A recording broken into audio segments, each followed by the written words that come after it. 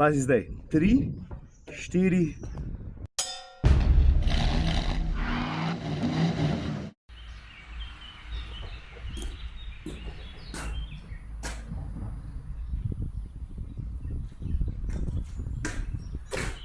Načrt sem naredil, a prav? Čin. A veš, tako je, da sem jaz Nissan Leafa enkrat že imel v vlogu. Niti ne toliko dolg časa nazaj, 2019, če se ne motim. Takrat tistega ima švog baterijo, zmogljivost 40 kWh. No, ta model, ta preden pa sta večjo, zmogljivost 62 kWh, valjda zaradi tega daljši tudi doseg, bom pol več povedal. Ampak čisto v štartu sem jaz tako grunto, ne? Če sem Leafa pred kratkim imel, kaj ne pa zdaj naredim?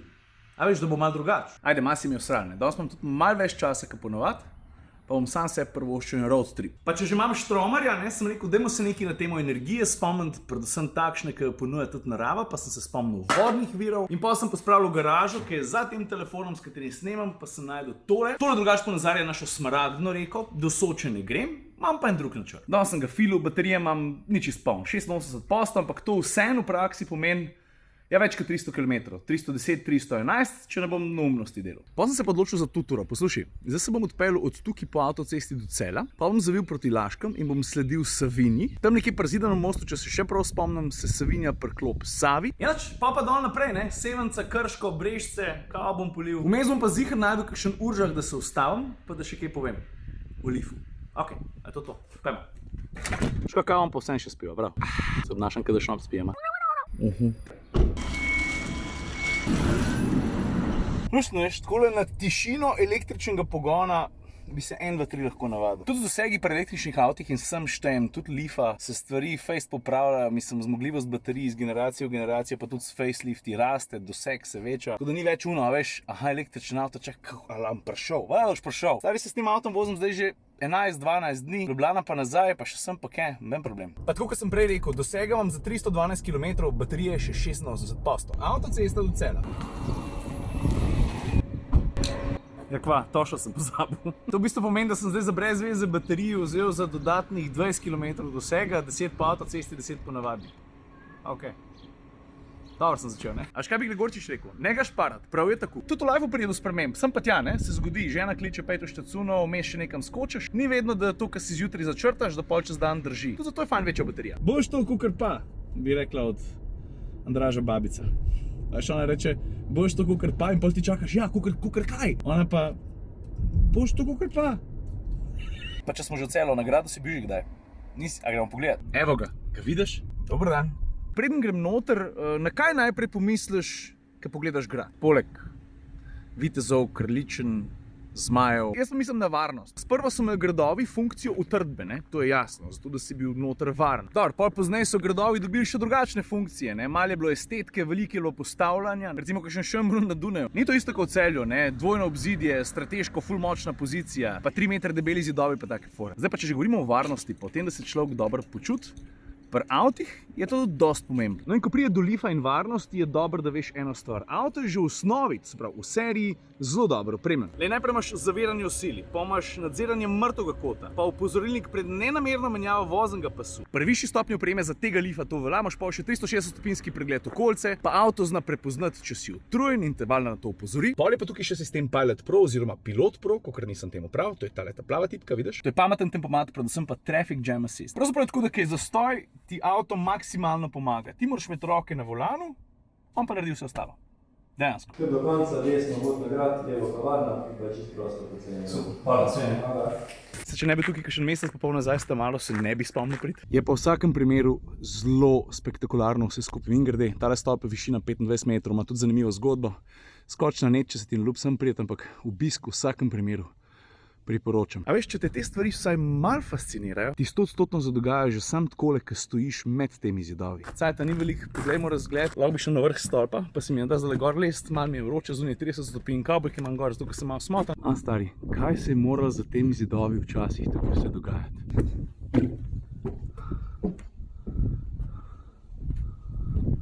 Noro.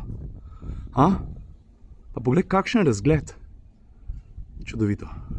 Evo, lej, Barbara pa Herman, kaj je stari? Še malo pa smo na vogalu, no pa priješ pa do roba, imaš pa celotno celjsko regijo takole na dlani. Pazi zdaj, 3, 4, zdaj. A, stari, čudovit pogled na celo regijo, tukaj pa vidiš Savinjo. Čez 10-15 minut bom jaz na tisti cesti tam dol in bom Savinji sledil, pa še kaj se bomo ustavili. Kaj lepo. In tam nekje pri tisteli ta drugi cerkvi so se jaz pa Tina spoznali. Ok, pojma. A ja pa še ena stvar, preden se nazaj po klancu spustim dol v Celje, bi ti rad pokazal eno funkcijo oziroma tipko. Imenuje se e-pedal oziroma po slovensko e-pedal. Poglej, to je tale tipka tukaj na Sardinskem grebenu, vidiš? V tem trenutku ga imam izklopljenega, vidiš, piše e-pedal off. Zdaj ga bom pa vklopil.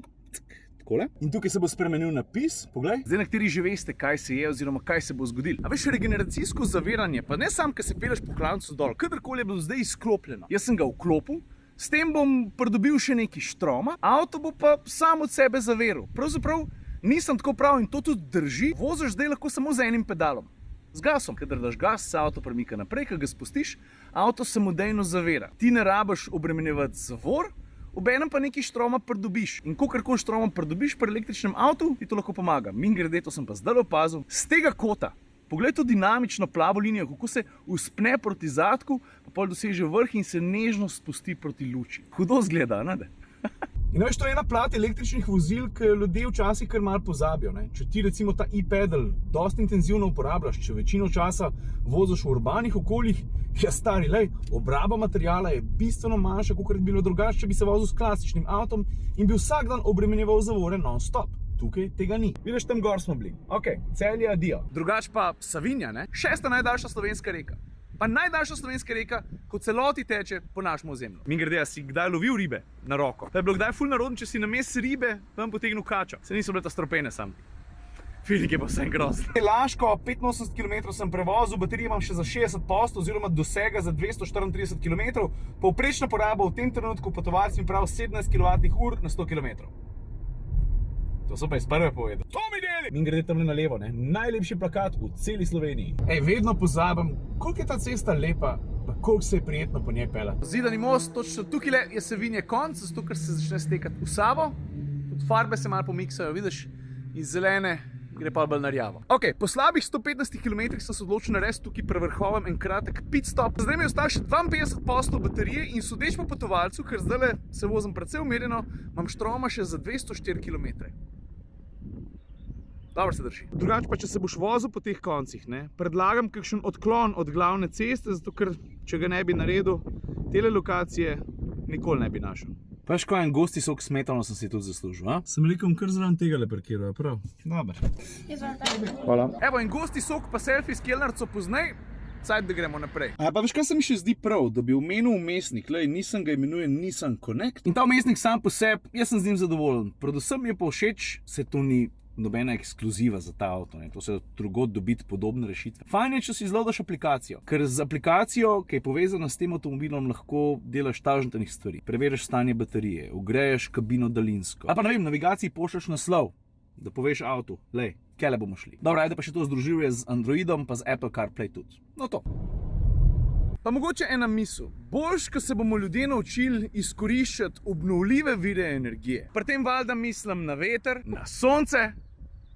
Mater, mimogrede, tole pa je pa kar en oren set. In valjda tudi vodo.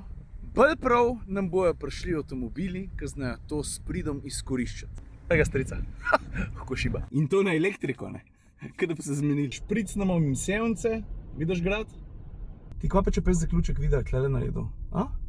Se mi zdi taka, glede na tematiko, več kot primerna lokacija. Se strinjamo, mislim, če že govorimo o obnovljivih naravnih virih. Evo, in tukaj v Krškem se moja današnja pot z Leafom zaključuje. Jaz upam, da ti je bilo všeč, da sem malo drugače vse skupaj naredil, tudi meni je bilo bolj zanimivo. Zdaj pa gruntam, česa nisem še povedal, pa bi moral. O kapaciteti baterije sem govoril, ne, 62 kWh, ampak zmogljivost, ki jo pa elektrika uspe v šusu vršiti na sprednja kolesa, in grede, ta avto tako luštno špricne, ne, res dobro potegne, je pa 160 kW oziroma 217 konjev.